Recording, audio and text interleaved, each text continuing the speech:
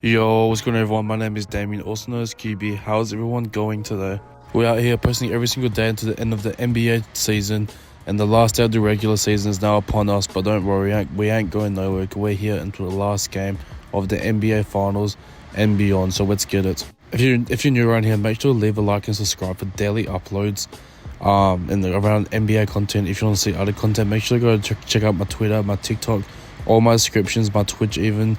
Well, they'll be in the description down below. Thank you so much for all the support I've been getting on everything. It really means a lot. And before I get into today's video, I want to apologize. You could hear probably a loud background noise at the moment. It is pouring down rain here. There's nothing I can do about the noise. So I apologize so much. I'll try my best to do some smooth editing, but man, it's going to be hard to get this shit out of the background. And live in Australia, if you guys don't know, and it's just bipolar weather at the moment. So anyways, fuck it, we ball. The NBA regular season comes to an end today with a lot of games going head to head. Well, I say it's a lot of games, it's literally the maximum amount of games we could have in a single day. Yes, we have 15 games coming up. And this is a massive game for every single team involved, considering that seeds 4 all the way down to 7th can be decided by one game.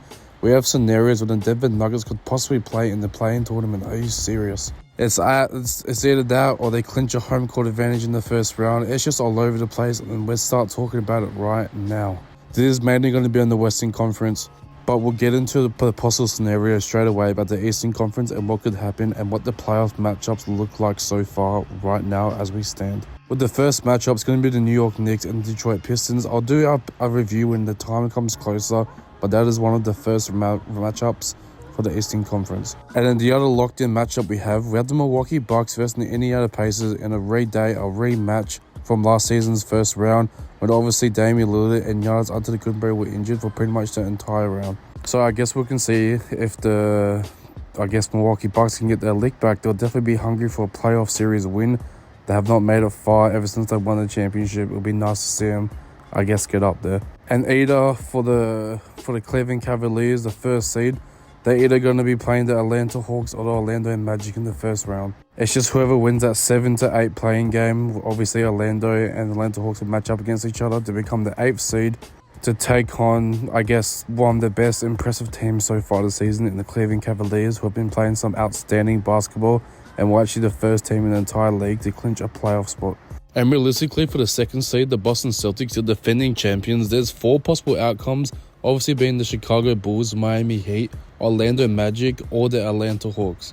Because a lot of play-in results could go that way, but pretty much it's going to be up to, 3 teams, because one of those teams are going to go straight through after the 7-8 game, so they'll definitely be able to avoid one of those teams. It's either going to be, as I just said before, the Chicago Bulls, Miami Heat, Atlanta Hawks, or the Orlando Magic. So it's pretty simple out east, but getting into out west, as I said, it's going crazy. Denver Nuggets could possibly fall into the play-in tournament. Yes, the play-in tournament.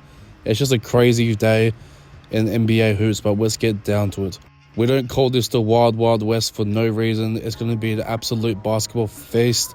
Obviously, 3:30 p.m. for you Americans, 3:30 in the morning if you live in the west side of Australia. It's just crazy to me that seeds all the way from 4 to all the way to 10th can still change in a matter of time. So let's just dive into all the possible scenarios, shall we? It starts off with the Los Angeles Clippers versus the Golden State Warriors, where pretty much the winner of that game will become the 6th seed to play the 3rd seed Los Angeles Lakers in the first round. That's going to be a much-watched game, considering for me, I'm a massive Lakers fan. I'm really curious to see who will be matching up against in the first round. Personally, I'd like to see the Clippers up first, but we'll have to see what happens, I guess. In terms of this game itself, I feel like Los Angeles Clippers have been a dark horse, especially since towards the end of the season. They've been starting to get their shit together and really find their identity and really using Zubac's full potential to the absolute maximum capacity. James Harden, Kawhi Leonard are going to have to show in and show out for this game. James Harden has to keep doing what he's doing. He's been shooting great from the field, been getting great dimes and rebounding the ball as well. He literally had a 25-point triple-double his last outing. Nikola Jokic and the Denver Nuggets have to beat the Houston Rockets to lock up that number 4 seed. If not, they could possibly fall to as low as 7. Yes, there is a world where if they lose to the Houston Rockets reserves, they could possibly fall to the 7th seed, and that means they have to fight their way through the play-in tournament, and anything can happen in those games because they're just literally standalone games, and who knows, they could lose 2 in a row, get extremely unlucky with injuries. You just don't want any of that, so the Denver Nuggets, should I say, sorry, are fighting for a spot to be in the playoffs with a win against the Rockets reserves. We all know the Rockets are going to rest their starters because they have that number 2 seed on clinch. And it's the same as well for Minnesota. I mean, they need some stuff to go their way as well.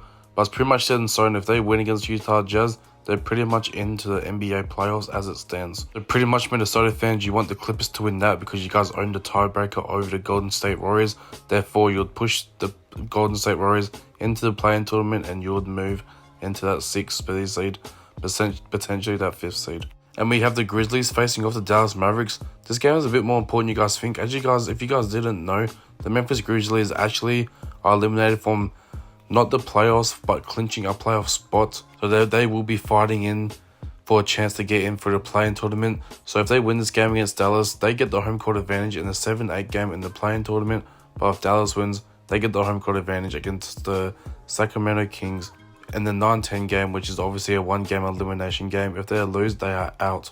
But however, no matter what, if the Dallas Mavericks win, but the Sacramento Kings win as well, they own the tiebreaker and they will be the home court advantage. Talking about the Sacramento Kings.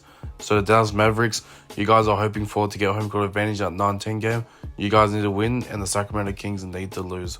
And the Sacramento Kings are versus the Phoenix Suns. We'll have to see if they're going to play the full rotation because obviously they are eliminated from playoff contention. So it's really just a big fuckery and it's a big mess to see what happens, what the seeds are going to be.